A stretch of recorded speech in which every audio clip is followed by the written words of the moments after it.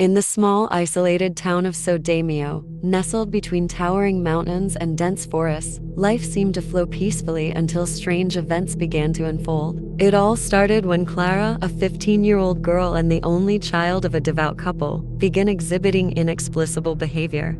Once a sweet and studious girl, Clara suddenly turned aggressive and violent, speaking in tongues no one could understand. Her parents, Maria and Ju, initially thought she was ill, but after numerous doctor visits and tests, no diagnosis could be found.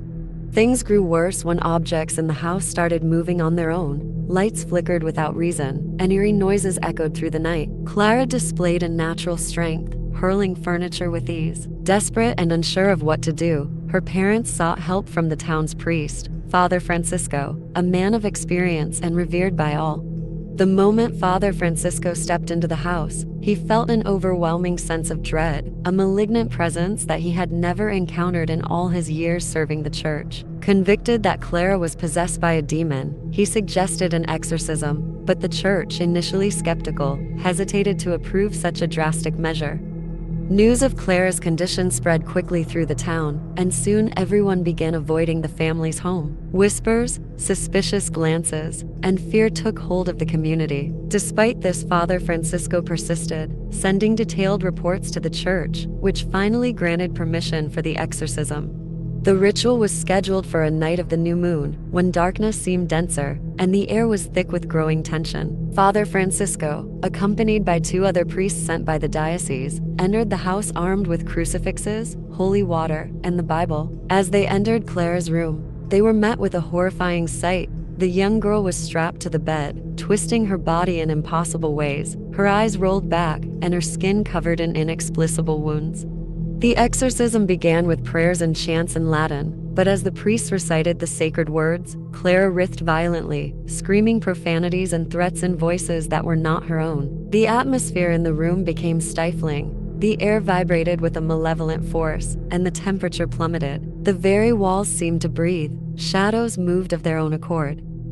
As the exorcism continued, the demon within Clara began to reveal more about its nature. It was no ordinary spirit. This was an ancient being, banished from the heavens millennia ago, now seeking revenge on humanity. It thrived on fear and pain, and Clara's body was just the beginning of its plans. The priests began to doubt their ability to contain such evil, but Father Francisco, his faith unshakable, pressed on. He recalled ancient legends, passed down through generations, about a demon that had haunted the region centuries ago before being sealed away by a legendary exorcist. Now it seemed, the seal had broken, and the demon was free once more. The exorcism reached its climax when the demon, enraged by the priest's persistence, caused Clara to levitate above the bed, snapping her restraints. The walls cracked, and a red light began to emanate from the girl's eyes. The demon mocked the priests, declaring their efforts futile, promising to destroy them all.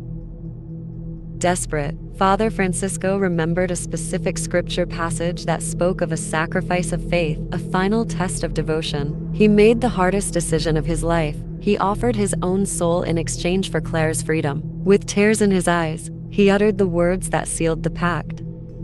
The moment the pact was made, Clara collapsed unconscious onto the bed. The red light vanished, and the oppressive atmosphere dissipated. The girl was saved, but at the cost of Father Francisco's soul. The demon, now trapped within the priest's body, was taken away by the other priests, knowing it had to be kept far from any human contact to prevent further destruction.